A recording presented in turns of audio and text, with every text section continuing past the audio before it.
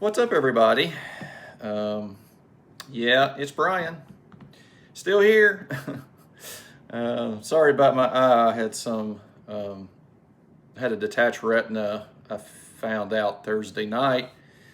I'll tell you the story real quick, not to bore you too much, but I went out squirrel hunting Thursday night and noticed I was just having trouble seeing the bead on the shotgun clearly and seeing the squirrel up in the tree clearly. Like I could tell it was there, but I couldn't see too much about its orientation or, I couldn't see the head clearly, things like that.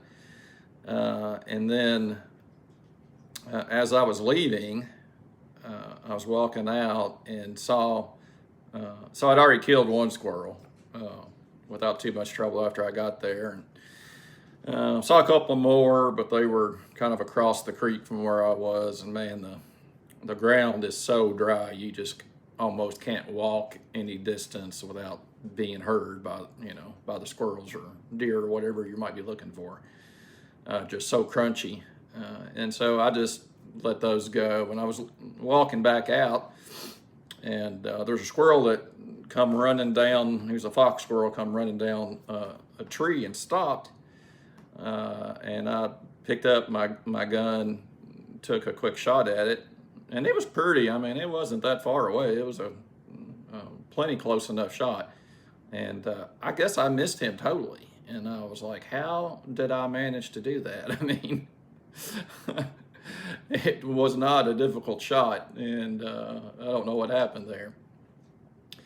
And then later, once I got home with that still on my mind, later that night, I noticed I had like this black curtain in my vision in this eye when I would look down. I couldn't really see anything, but just kind of blackness there.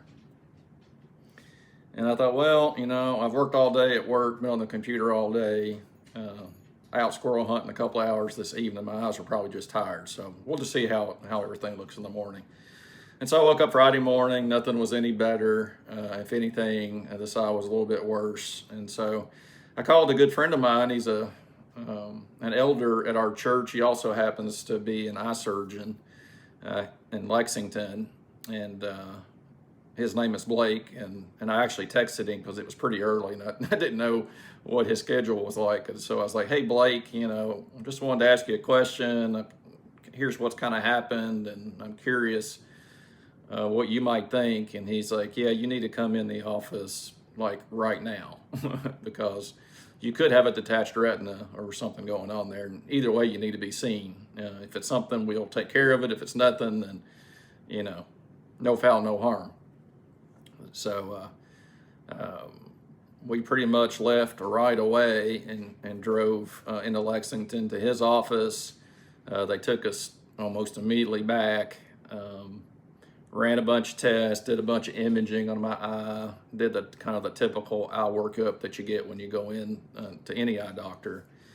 And my friend Blake wasn't actually at their office in Lexington. He was at one of their other offices, and so he told me, I'm going to make you an appointment with one of my colleagues. He's really good, so you'll be in good hands. So he came out and examined me, and it's not good when the eye doctor is like saying things like, "Oh man, dang it," while he's looking at your eye. And so he tells me, "Yeah, you've got a detached retina. It's detached in more than one location on your eye there. You've got a whole bunch of torn places where it's actually torn." And you need to go to surgery. And so I was like, okay, well, it is what it is. And so he went ahead and tried to make arrangements for the surgery center they use. And unfortunately, because I had eaten breakfast early, and their only opening was at like 1 o'clock in the afternoon. They couldn't do it. The surgery center wouldn't allow me to get on the schedule. They didn't think it'd been long enough. as to not risk anesthesia issues and what have you. So then they started working on another option, which ended up being the University of Kentucky. So by lunchtime, we were on the way down to UK. Got in there pretty quickly. They did all the same tests, all the same workup, came to the same conclusion. Yeah, you need surgery right away. And so I was basically one they were trying to work in their schedule. And so, that's never good.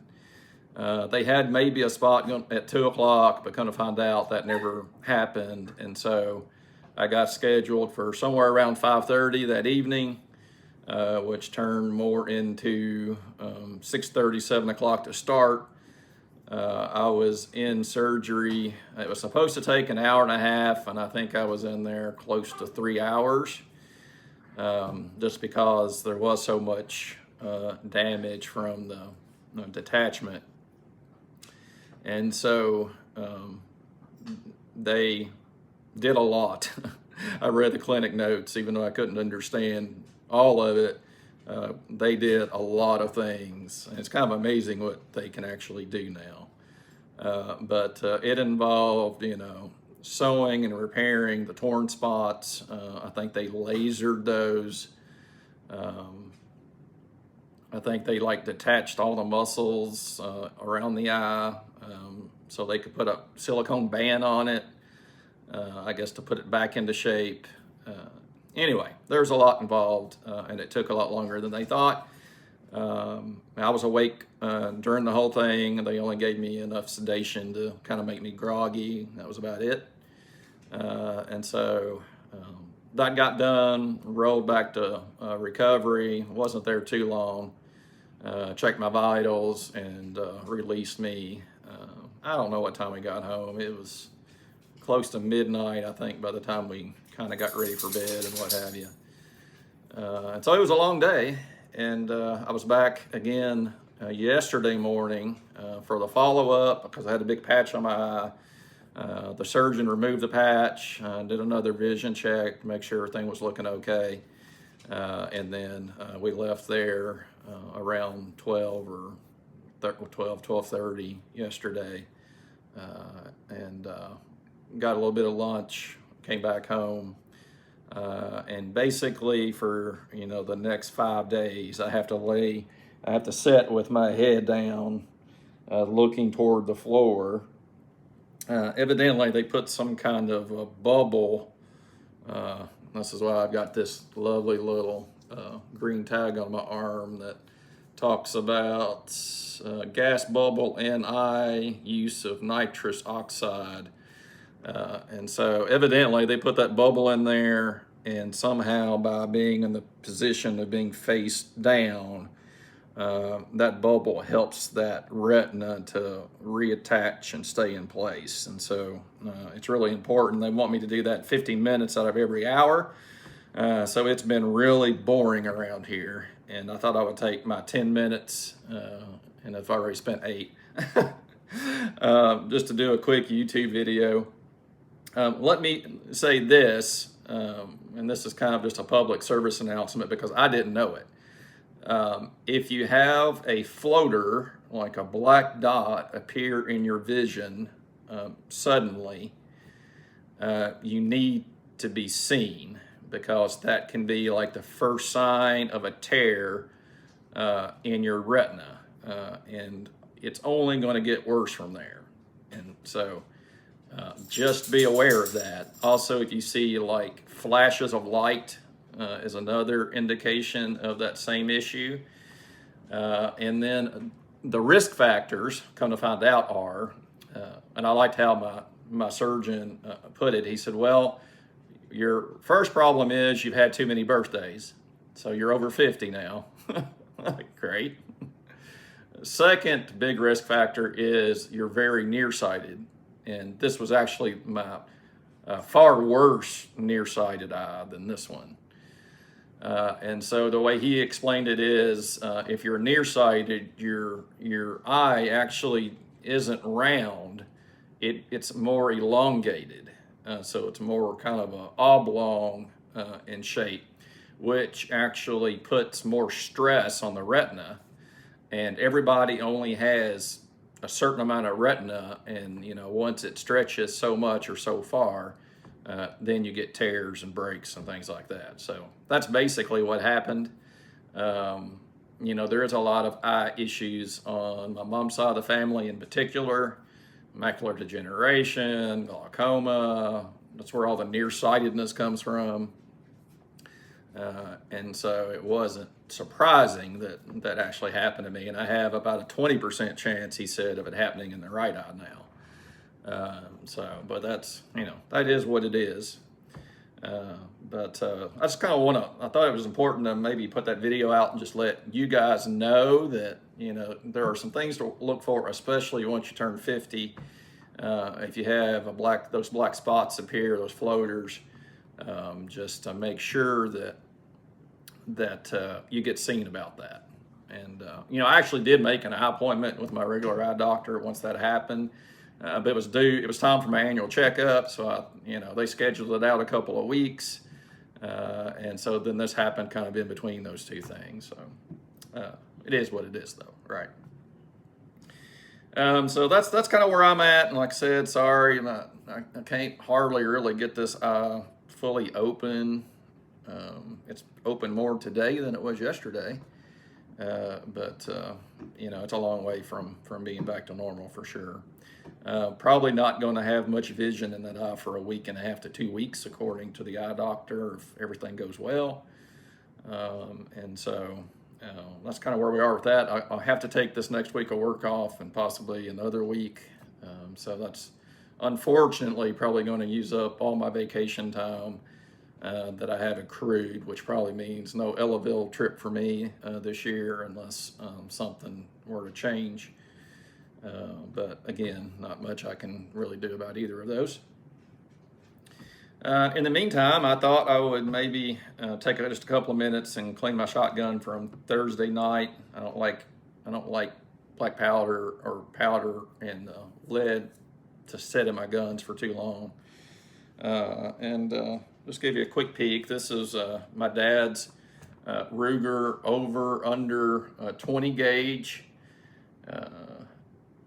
He used it primarily for bird hunting, and he did some skeet shooting too there at one time. And it's a beautiful, beautiful firearm. It was actually Thursday night was the first time I had the opportunity to shoot it since I got it, and it just shoots beautifully. You hardly even know that you got recoil on it at all. And so I swapped out. He had some improved cylinder chokes in it, which would make sense for what he was doing. I swapped those out for something a little more suitable for squirrel hunting. And so that's where we are. I thought I'd do a quick clean of this and chat with you guys as I do that. This shouldn't take but a minute because it's not really that dirty. I'm just going to use one of these cotton swabs, put some of my Ballistol on it that I've talked about lots of times before, and then I clean that with a wire brush, and then remove the excess with some white cotton patches. So that's what we're going to do. Just going to get some Ballistol on here and do a little bit of cleaning real fast. But anyway, so I wonder how are you guys doing? There's lots of people that knew about my eye surgery and have checked in with me. I really appreciate that, and especially your prayers. So thank you for that. Let's see. So I just broke this open. I can't. It's not going to be possible to show you this fully, but like I said, we're just going to run this cotton swab down the barrel slowly here. Get everything nice and wet. It's hard to do kind of half one-handed here. Having to hold the gun up and push all this down through the barrel. So yeah, see, it's a little dirty down in there. And I'm just gonna let that sit here for just a minute and swap the ends out and talk to you guys some more while I'm doing that. But yeah, and I did have some knives that came in the mail Monday, or show I'm so screwed up with the date. They came, Friday night. I had done some trading with Dwayne Clark for a little Benchmade mini Osprey I had. And I had sent him my knife, and he had sent me, I'd sent him the knife that he wanted, and he sent me the knives that I traded for. And so that's kind of where we ended up. And so at least I've had some pretty knives to look at while I've been sitting here staring at the floor most of the time. So I told Dwayne, I said, it was kind of nice. It was perfect timing on those knives because I think dummy me didn't do the second barrel. That was real intelligent, wasn't it? So we'll be doing the second barrel here in just a second. I can't say that I'm 100% at myself right now, so it is what it is there. So let's take this guy off, put the other one back on, and do the same thing there.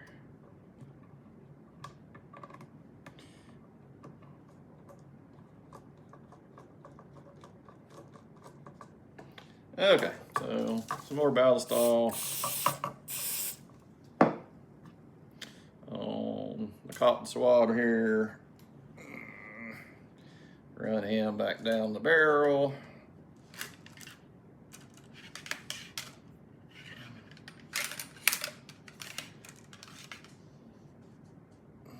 Run this one again just since I can.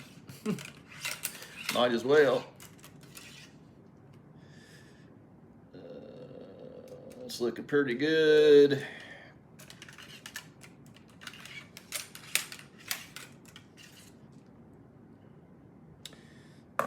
And Ballistol works best if you let it sit in the barrel a little bit, give it a little bit of time to loosen things up. It is an all-natural product, so it's not full of petroleum and stuff like that, which is one of the reasons I use it. Like I tell people, if you deal with a lot of lubricant, you'll live a lot longer using Ballistol than you might with some other things. And it's been around a very long time. It's proven I think its usefulness for certainly. And so there's people that even take this like they would for medicine for stomach issues and things. It's kind of funny because their website, I think it's their German corporate website, has something about, well, we can't tell you that you can use this as medicine, but we can say a lot of our customers do and find it very helpful for these certain things. It was always made to be used on wounds for the military. And then to be a kind of a one and done situation where you got a lubricant, a penetrant, a cleaner that's going to remove filth in your barrel there, and then it's safe to use on the wood of the gun as well. So you get lots of mileage out of it, and like I said, soldiers even used it on wounds that they had sustained. I think that was World War I, perhaps, when this first was invented. But anyway, that's the story there, and we'll finish this up. Finish this video up, and I need to get back into my head down position here. Let me tell you, there's only so much I've been watching a bunch of fish and wildlife shows, like the game wardens out catching the poachers and the bad guys, and I'm getting very educated. So I'm just going to add a little bit to my cleaning brush here and kind of do the same thing that we were trying to do earlier.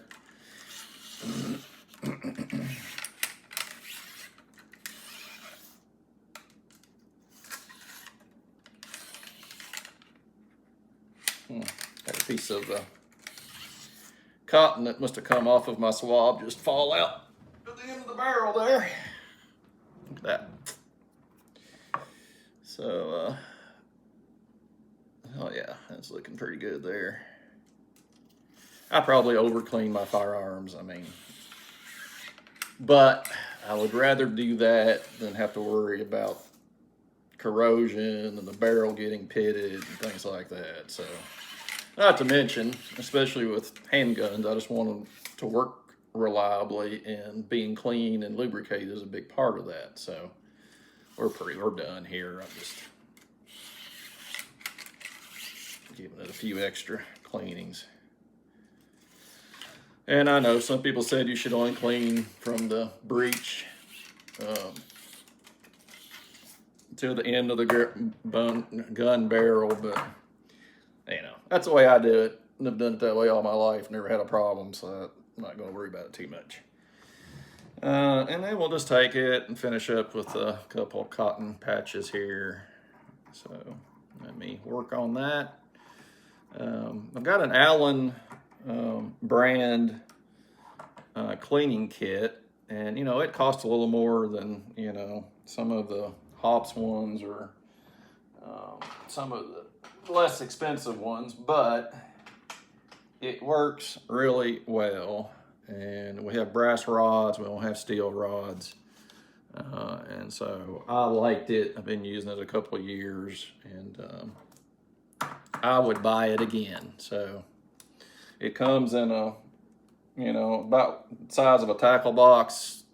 So you got a couple of levels of shelves in it, and then some storage area in the bottom of it. Keep your rags and cotton patches and all that kind of stuff. So that's what I do with it.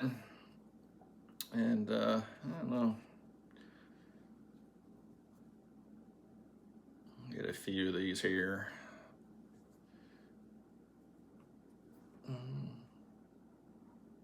Been a while since I cleaned a shotgun, so a little bit out of practice.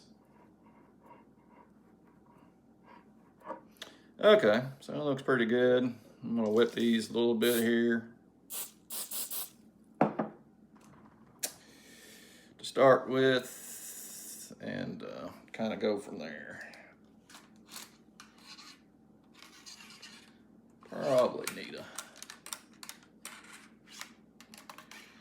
Probably need another swab or two on that, honestly.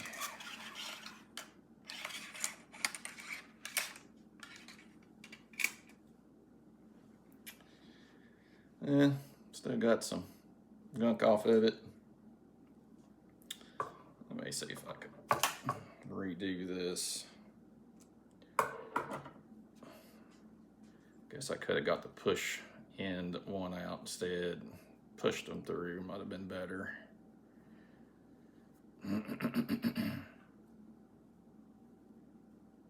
So yeah, you know, I'll be doing a lot of setting and a lot of staring at the floor for the rest of this week anyway.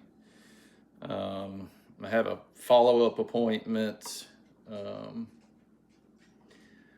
a week from the surgery, which would be Friday.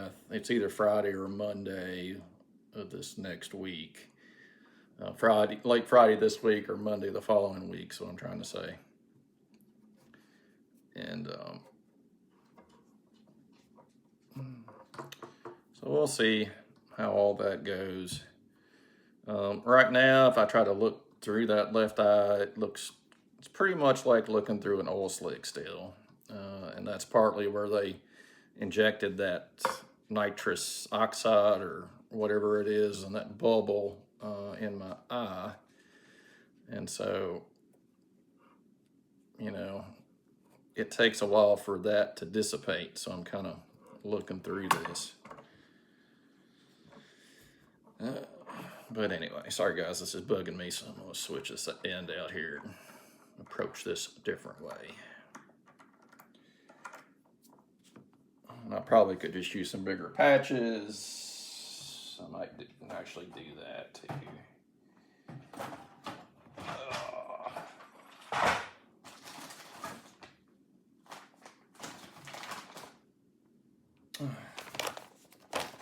like I said, probably not my best cleaning job in the world. But we'll get there. We will get there here shortly.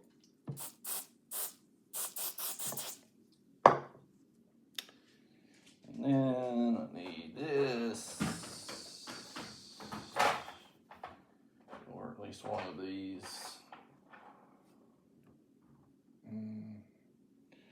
Probably the biggest one.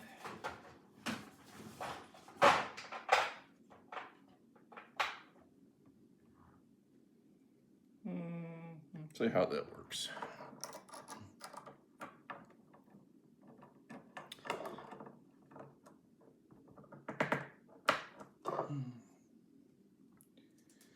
Let's see how it works. Got those wet. So let's see if we can just push that guy through there. There we go. That's better.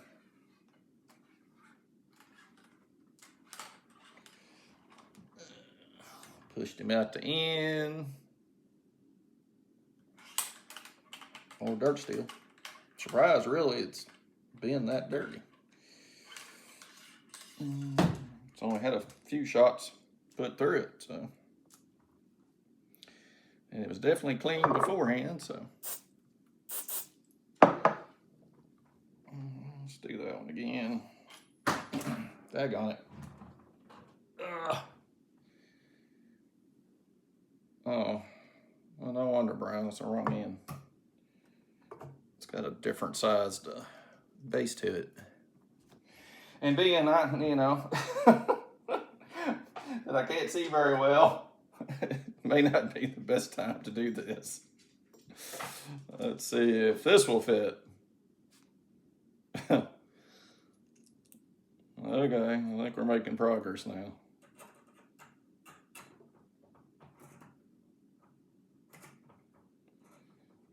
Oh, wait, still. Am I going to switch to a small rod, really?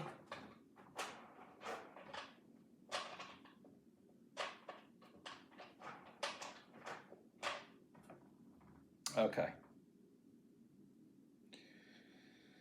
That's silly.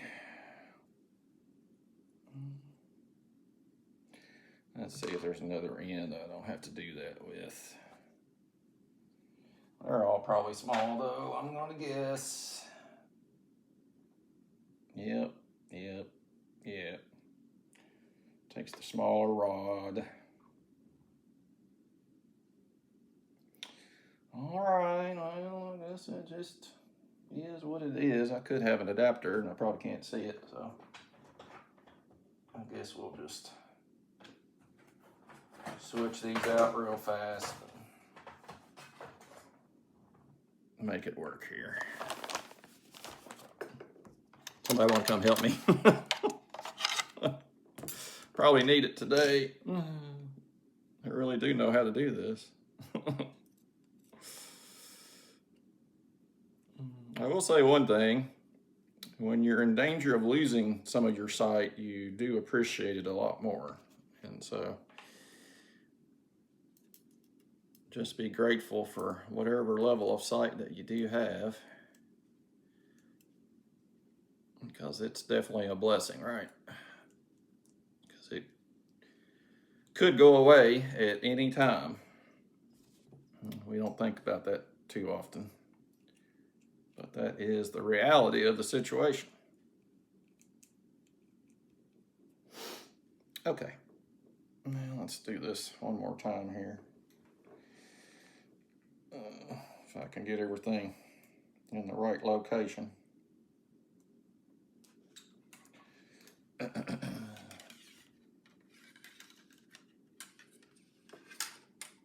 Okay, got that. Do this one. That is one trouble with the over-under or a side-by-side. You double barrel shotgun, you have to clean more barrels. Okay, that's pretty good. And that's definitely, yeah, it looks really good.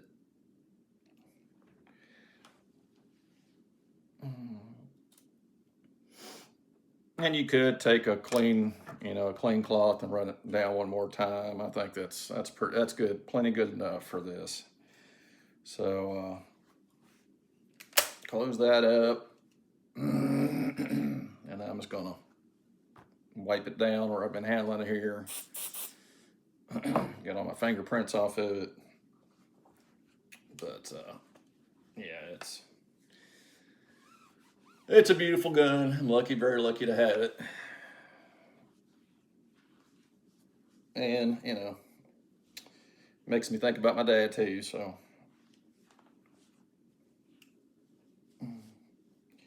It's really got this ingenious setup for the top and bottom barrel. And then the safety is also built into that. So depending on which way you toggle it, depends on the barrel, and then safety, or in this position the safety's on or safety off's forward. So it takes me, I have to look at it still. It'll take me a little while to kind of get accustomed to that, but it's all good. Do have a squirrel